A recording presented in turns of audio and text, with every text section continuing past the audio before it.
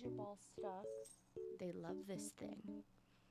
This little gay ball right here, and it's neon, so I can see it in the dark when I pick it up at night and put it away, because otherwise they will keep me awake forever with this thing. But they love it, and they fight over it. I really need to hot glue this thing.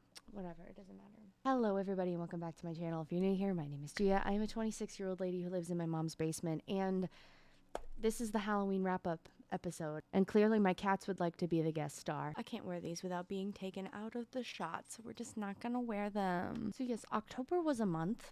October was a month indeed in which I somehow managed to read 6 books. Do you mind? I somehow managed to read 6 books in the month of October, and I also DNF'd too, so the DNFs persist, but so do I, which will be the title of the next DNF video. I'm just gonna wait a couple of DNFs longer before I give in and make another one. That was a really fun video to make, actually, just like a 25-minute long bitch session about like 4 or 5 books that I really couldn't fit anywhere else, so I kind of liked that format, so I think we're gonna keep it. Like I said, I read 6 books in the month of October. Mixed all together, that turned out to be a little over 1,700 pages and 28 hours of audiobook.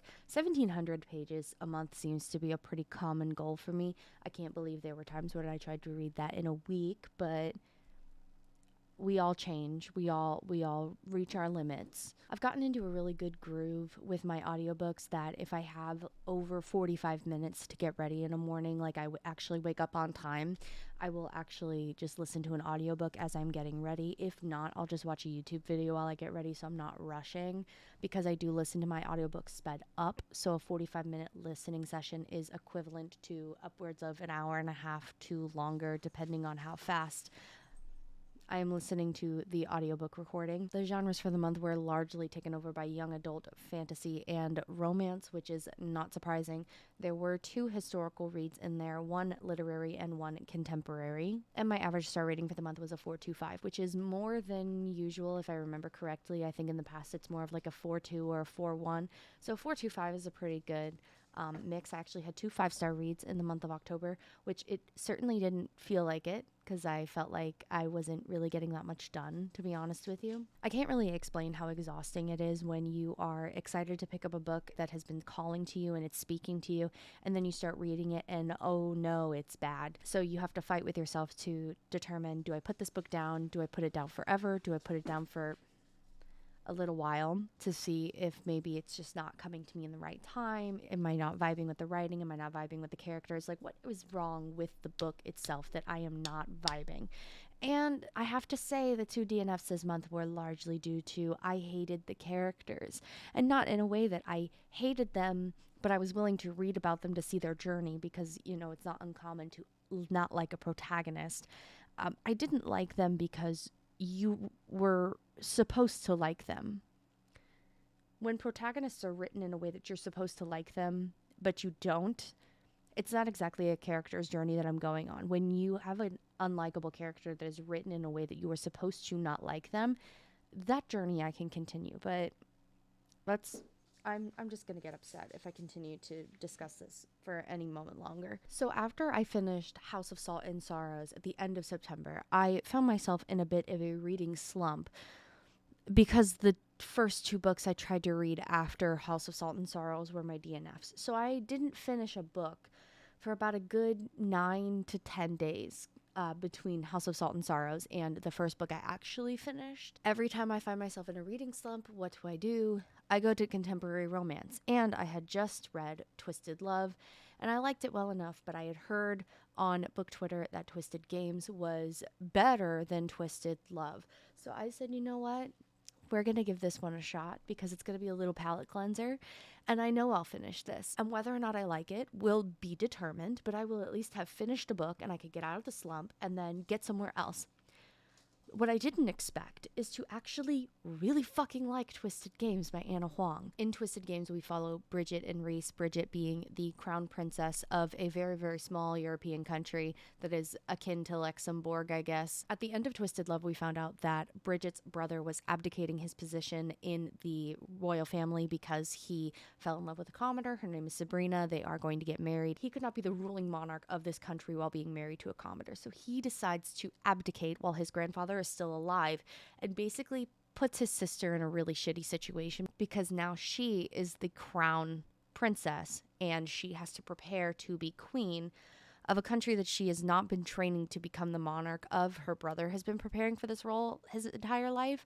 So to spontaneously just drop that, even though he's been with Sabrina for 3 years up until deciding to propose to her, and he's been continuing in this crown prince role, and I really wish we could have gotten a little bit of perspective. I wonder if maybe we can get a novella or a novel about their story. I would really love to hear the inner machinations of his enigmatic mind about being in line for the throne of your country and continuing to be the crown prince, doing crown prince duties while having a commoner girlfriend that you're falling in love with, and this issue has not come up, that you want to be with this person and not rule, and you haven't discussed it with your sister that you're having these doubts, because here she is living her best life, preparing to just be a representative of the royal family, that she now has to become the monarch. And she has been like low-key flirting with her bodyguard, which she could have been perfectly able to do had she not been thrust into the crown princess position. So it's kind of a right person, wrong time with a fucked up circumstance. I am not going to spoil it for you, but there is a happy ending, so do your little mental gymnastics about how a princess can marry a commoner. There you go. Are you done? You figured it out? Okay. I rated the book 4.75. I docked a quarter of a star because nothing bothers me more than being in a romance where the two characters are being stupid. And by that I mean nothing really bugs me more than being in a romance where it is supposedly forbidden and that they are supposedly not supposed to be with each other for one reason or another, and they are doing a really shitty job at making it secret. It's not that I didn't like the book. I really liked the book, actually, because I really enjoyed the character journeys that we went along. There were some things that happened later on with some plot twists that weren't exactly the most revolutionary, but I kind of liked how it all fit together. The thing is that when you're being a dumb bitch because you're in love, other people can see your dumb bitchery. I don't know, maybe I'm just a very observant person, but if I was a, secondary character in this, I would have been like, I would have clocked it immediately, because you really think I'm dumb? What really gets me about Anna Huang's writing, and what sets her apart as a romance writer, is that I really like the way that she does her character work. If her characters were boring, I would enjoy these a lot less. Because yes, is this a princess and bodyguard romance? Yes, I know that that's from Blood and Ash, basically, and I haven't even read that book yet. So it's not exactly a unique premise. It's not exactly a different premise. It's that typical forbidden love. It's very, she was a princess, he was a menial laborer. Can I make it any more obvious? I really, really, really liked the characters of Bridget and, what the fuck is his name? Reese? His name is Reese. How could I forget that? I really did like them, even though their connection was a bit insta-lovey. That's fine. I can really get over that. I'm generally not a person who complains about a more insta-love connection when it's not a complete deviation away from the characterization. Like, if I can believe that these two dumb idiots could fall in love at first sight, it's not really a criticism. They're just two dumb idiots who fell in love at first sight. I wish them the best. I think a lot of problems that people have with certain tropes only matter when they're written in a certain way. So two people who are traumatized and like non-committal falling in love at first sight, totally not believable. That's definitely something you should have a problem with. Anyway, yes, 4.75 stars for Twisted Games, and I hear Twisted Hate is even better, so I may rate that 5. Who knows? I have that lined up next because I am in the need of a little bit of something to boost me ahead. I'm just perpetually 1,000 pages behind schedule, so I'm thinking I'm just going to pick up a couple more of these quote-unquote palate cleansers of mine, because it'll help set me ahead again, because I was really struggling at the halfway point of the year getting through actual pages of books, and I have been focusing so much on audiobooks that even now those are what I go towards, and my goal keeps being exceeded on the audio side. But anyway, moving on. Next, I read Wicked Court by May Sage, writing as Alexi Blake.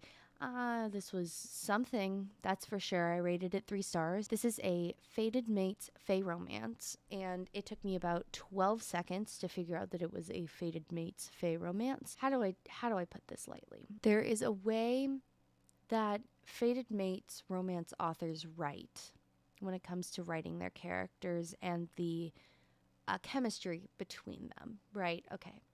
Because fated mates chemistry can be described as a indescribable pull that you might feel towards somebody. It's like akin to a twin flame, but it's like this indescribable pull, like this magnetism that you can feel on a soul level to somebody, where it's not just their looks or their personality. It's like you can feel it right here in the center of your soul, that that person over there is the other half of it. It is a very specific feeling, and it is a very specific thing that romance writers have written, and it's very easy to pick it out. So when I picked up Wicked Court and I was presented with a child of the Unseelie court, the family line was a little bit confusing. I was presented with this descendant of the Unseelie court, and she is in a family that is so large and so vast, but she's in the part that is not favored. So she's basically a blue collar worker. When I'm presented with this person who is a blue collar worker who sometimes dresses up as a princess, and there is a mysterious stranger that comes in and out of her life at any given moment, and she hates him, but she can't figure out why. But she's drawn to him, but she can't figure out why. And he has 2-sentence conversations with her every time he sees her, like every 3 to 5 years. And she can't stop thinking about him every time it happens. But they hardly ever have a conversation. It's just they looked at each other from across the room once 7 years ago, and she hates him. I hate it here. I hate it here. I hate it here. It gave me very, very little anticipation. It gave me really nothing to be excited for, because I knew exactly what was going to happen. It was basically banter for 120 pages, and the other 90 was like, I don't know. I don't know. It's very confusing. The powers were very confusing. The magic system was very confusing. I was confused. This read as fan fiction, if I'm being completely honest with you. It was very fanficky. I wish I could describe another way to put this, but because it was very fanficky, I almost want to continue reading it. Hear me out. So, like, there is a difference with bad writing and bad prose. When you have been a fanfiction reader or writer, both count. When you have been in the world of fanfiction where you're just reading nonsense, not a crack fic, because crack fics can actually be good, but when you're reading absolute utter nonsense, but you're just there for the vibe, or it's easy and it passes the time, like watching reality TV that you don't like, that you're not actively emotionally invested in, like just watching filler. Does anybody ever crave the packing peanuts of the reading world, where you're just like stuffing your head full of styrofoam, where you're just like, oh yes, I am reading and absorbing something, I'm just gonna keep reading it because it's easy? Has anybody else had that feeling?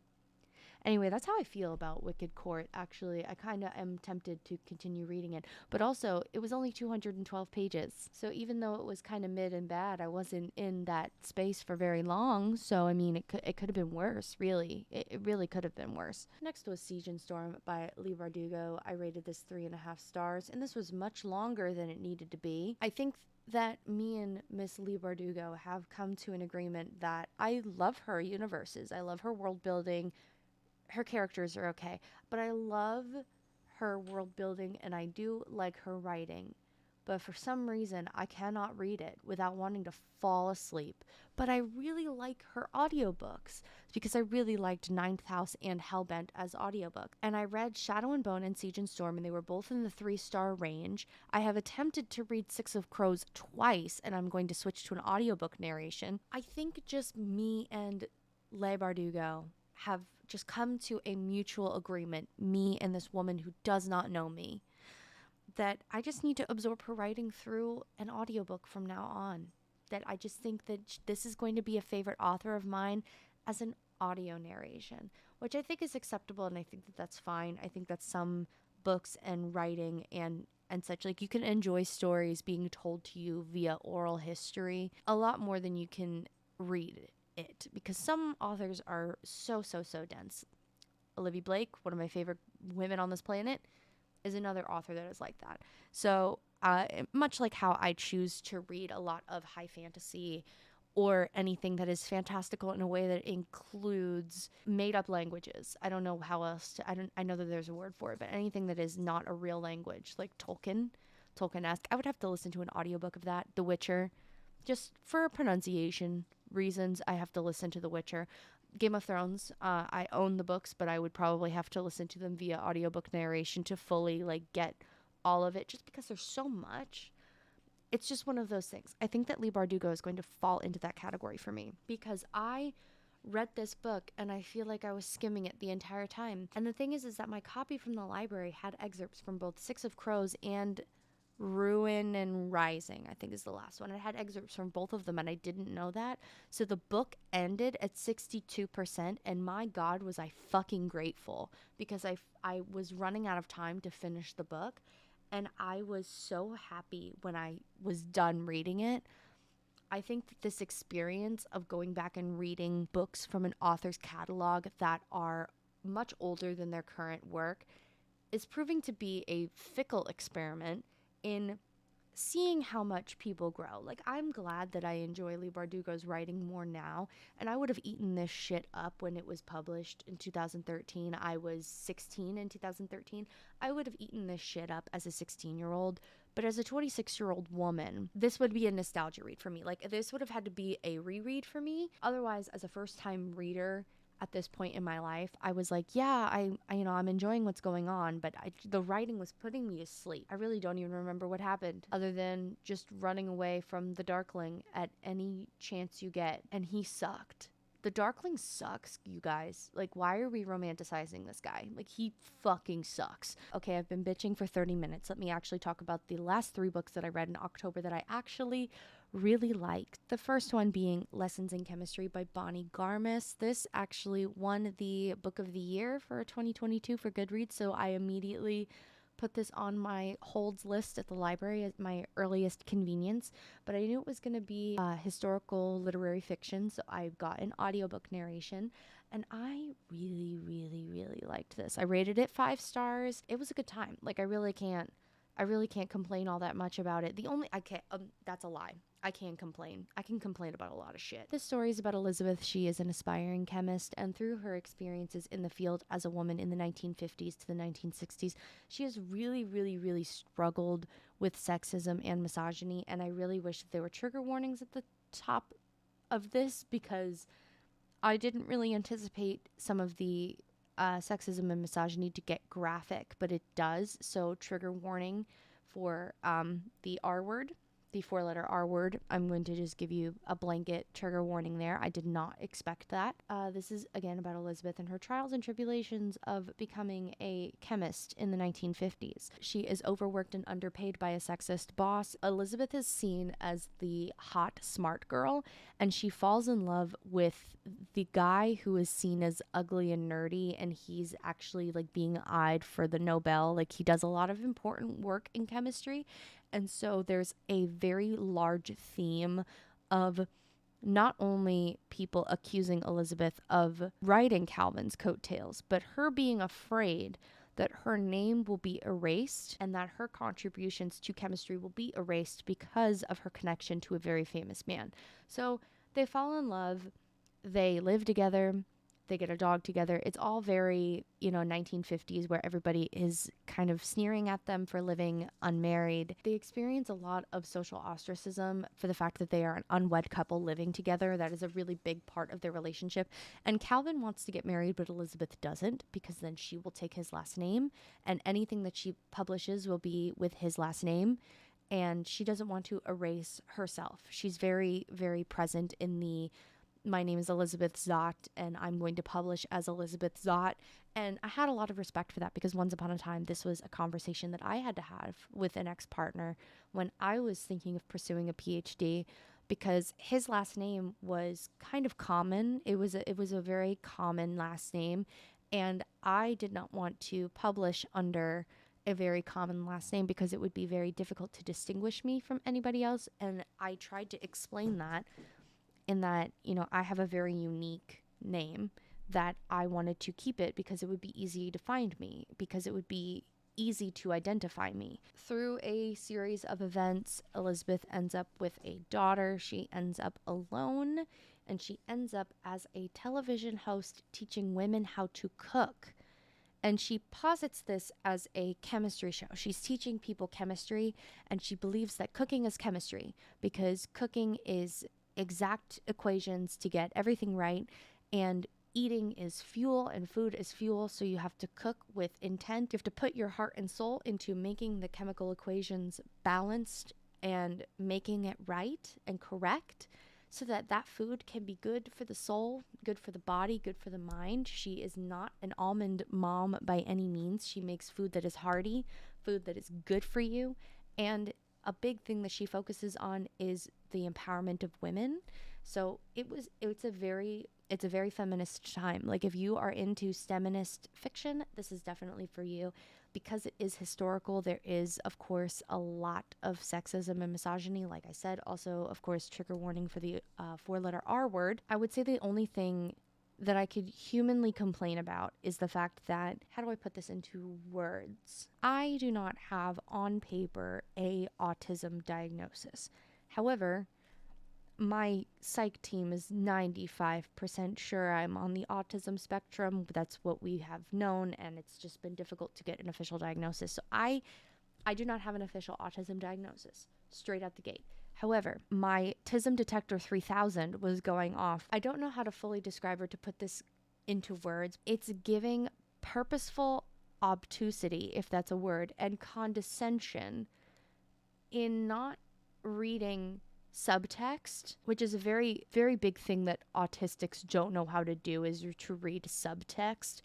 And what I found to be a little obnoxious about Elizabeth's character is that she wasn't written with like this wistful ignorance of the subtext, where she just didn't understand what people meant. It was written in a way that she did understand the subtext of a conversation, but she was purposefully not understanding it in conversation so that she would make the other people say what they're trying to say, like say the quiet part out loud. It's when somebody is trying to tell you something in a way that is sensitive, but instead the response is to say, "No, Ellen, that's not the truth." And then when they try to reiterate the subtext, you're like, "No, but Ellen, that's not the truth. You were invited." I just didn't understand how a character that was presented to us as the smartest bitch alive outside of her baby daddy, how she could be so obtuse in a social situation in a way that was unbelievable. As somebody who is on the spectrum, that just, it rubbed me the wrong way sometimes, where I was just like, girl, you know what they're talking about. Just because they're not saying it as directly as you would doesn't mean that you don't understand what they're trying to say. Other than that extremely specific nitpick, this was a 5-star read. Next, I read Anatomy, a Love Story by Dana Schwartz. I rated this 4.25 stars. This was another historical fiction. It was a bit more dark and mysterious and tense. It definitely had some darker elements to it. But I still did really like it. This is about Hazel. She comes from a well-to-do family, and she wants nothing more in this world than to be a surgeon. So she's been sneaking into the Anatomist Society to attend lectures, but at this point in time, women cannot take the physician's exam, and also women are not really supposed to be there, so she dresses up as her dead brother and goes to the anatomy lessons and stuff. And she meets a new BFF that becomes her love interest. His name is Jack. He is a resurrection man. These are people who are basically cadaver snatchers who go into recently buried graves and snatch bodies, but it is not considered a crime as long as they do not take anything that is not the body itself. So as long as they don't take any personal effects, or if like the body is buried with something like a personal item, as long as they don't rob the grave, it's not considered theft and it's not considered a crime. But the body's disappearing, that's not an issue. So Hazel enlists the help of this guy, and she's paying him, but they're slowly falling in love. And he's delivering her cadavers for her to learn about the anatomy. It was a little bit gruesome. I will admit that if this description enough was not enough to tell you that sometimes there is some graphic, gothic-infused imagery that would maybe scare off a couple of people who are a little squeamish, I'm saying that with my whole chest, that if you are a little squeamish, don't. This will not be as bad as, for example, House of Salt and Sorrows. House of Salt and Sorrows was a bit more graphic, I will say. So it's not quite there. So if you are squeamish a little, you might still enjoy this. But I would be remiss not to mention the fact that there are graphic descriptions and images that will come into your brain that if you're uncomfortable with, yeah, it's like body horror. Well, maybe not body horror because it's not really like horror genre, but it's like it's anatomy. It's the title of the book. Like if you can't stand the description of what the inside of a human heart looks like, maybe don't. If that kind of thing is not your vibe, then maybe don't. But in all stories where there are body snatchers involved, there is a mystery afoot. There's a mystery afoot where bodies are going missing and so are people, and Hazel and Jack have to figure it out. And it was a good time. I really enjoyed the story. It was quite dark, it was quite graphic. There were a couple of times where I was like that a little bit, but I still enjoyed it. This was another instance of a story where the characters were being dumb bitches, and I couldn't help but think that if this story had been taking place in the future and cell phones were a thing, this story wouldn't have happened. And if I have to think that about a book, they need to do better about their sneaking around. Like if I can think in my head that, man, if Snapchat existed, they would be so fucked right now. They need to do better about their sneaking around. I'm sorry. Authors, I understand the whole what if we get caught situation is hot and kinky and exhibitionist, but I'm tired. Can we get some good sneaking around and not just in the romance department? Like if you're trying to do something secretly, can you do it secretly and not where like a bunch of people can see you doing it in broad fucking daylight? Or in this case, in one scene in the book, you're Hazel and you've been doing an autopsy on a body all night long to the point where you lose track of time, and then all of a sudden your maid is knocking on the cellar door wherever she was, and she opens the door in an apron covered in blood in broad fucking daylight, and she goes, "Oh my god, it's daylight," and she has like stuff in her hair and all over her, and she has to go to a ball by that day, by that night. Can you see the frustration here? Do you understand where I'm coming from? It's giving, oh my god, I overslept and I'm gonna miss the test. Like, please, can we do a better job at sneaking around? I understand like some characters who have a very one-dimensional thinking track where they are determined and directed to a certain task and they're going to get it done. God damn it. But, you know, can we at least write some characters with some fucking brain cells and some self-preservation? And then thank God the month ended with a fucking banger. But Foxglove was amazing. 5-star read. Miss Adeline, I am seated in the passenger seat of your car forever. What I can really, really, really compliment about Adeline Grace is that she is the queen of pacing. It has been a very long time since I have read a book that is so well paced, but in a way that still I am hooked, I am surprised, the twists are twisting, the turns are turning. I don't find myself predicting a lot that happens because I'm just enraptured by the story itself, and I'm not sitting in the back in like basically in the back seat of the car going, oh my god, like what if this happens or something. I'm just there. I'm there for the ride. Like I'm there. I can see out of the windshield. I am there looking at the driver going, okay, what happens next? Like I'm the one who's excited to be continuing the story. I'm not just wistfully looking out the window wondering when this ride is going to be over. When you have a story that is excellently well paced but still answers the questions that you have, the questions that have been set up in book 1, that's really, really good pacing because, you know, here we are in book 2 and there are still several questions that we have from book 1. And Adeline kind of did a really good job at answering a lot of the questions that we had. So at the end of Belladonna, we meet Fate, Canonical Fate, who is the brother of Canonical Death that Cigna is in a relationship with. And we meet Fate, and he is a conniving motherfucker. And we have to kind of figure out like a murder mystery, another murder mystery, and save someone else from the gallows, all while Cigna is struggling with her physical relationship with death because she's having trouble contacting him. And fate is intervening. Fate is pulling strings. He's poised and positioned as this puppet master, and everybody is his marionette. He can snap his fingers and make time freeze. He's a very interesting character, and the way that he is opposite of death in not just aesthetic, but also in attitude. But he was also conniving. He was also like, he thought one step ahead. He was a very convincing villain, but at the same time, he was posited as not just a antagonist, but as a secondary character, because you're supposed to hate him, but also love him just a little bit. I also liked that we got more of the perspective of Blythe in this book. I liked her perspective a little bit more. Some twists with her were very well positioned that I truly didn't see them coming. I'm honestly really excited now. Like, I didn't understand where Wisteria was going to be coming in because it was going to be from Blythe's perspective. When I picked up Foxglove, knowing that Wisteria was going to be from Blythe's perspective, I was like, how is this going to work? Like, we're reading about Cigna and death. You mean the next book is about Blythe?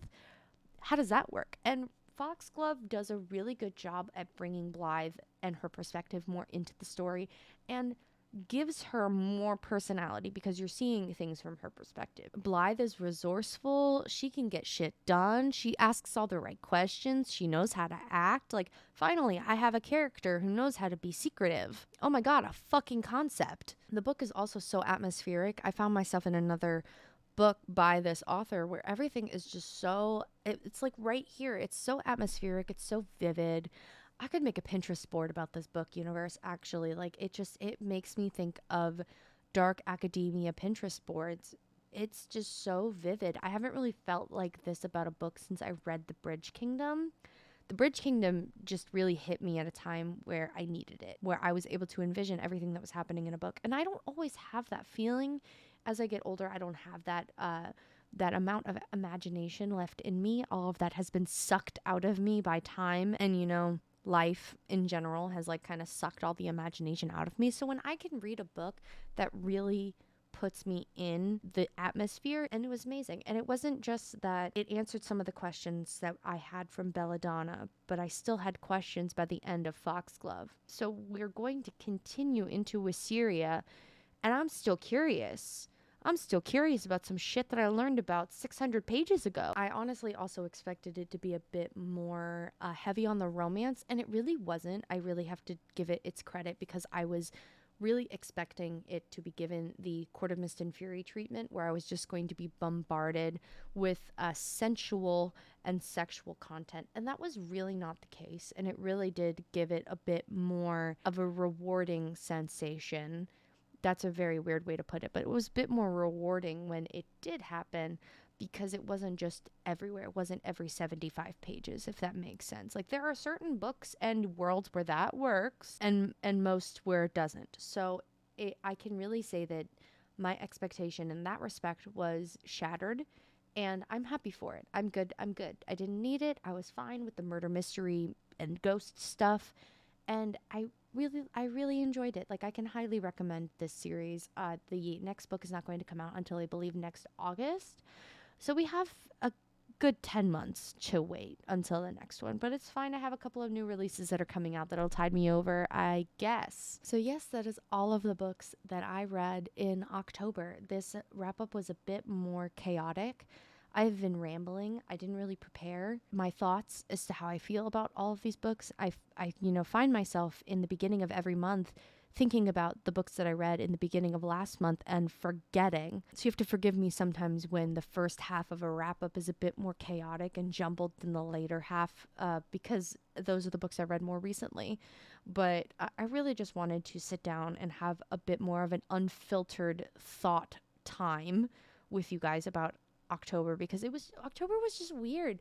It was really weird. I was both not enjoying the books that I was reading, and then also I felt like I was dragging my feet through the books I was reading. Like, the books that I finished, I still felt like I was dragging my feet through them. I don't know if maybe I'm personally in a little bit of a reader burnout. I don't know. I still read 6 books, but I think I just need to be a bit more picky about what I read right now. I really want to produce these long format videos, and I really want to hyperfixate on certain things and topics and books and get them out in a relevant amount of time and space.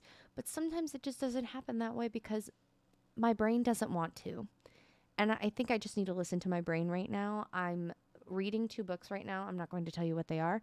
I'm reading 2 books right now, and I'm all right. I'm cool. I'm chilling. And I think I'm just going to exist in this liminal space as we get into the holiday season where I'm just going to read what comes to mind. And if that means I have to continually push off my library loans until one pops up that speaks to me and I just keep passing them up until I'm ready for them, maybe that's just what I need to do. Anyways, that is all for me. If you got to the end of this video, thank you so much for hanging out with me. If you'd like to find me anywhere else, you can find me on Twitch, Twitter, Instagram, and TikTok. Remember to drink water and be nice to each other and exude kindness and empathy with everything that you do.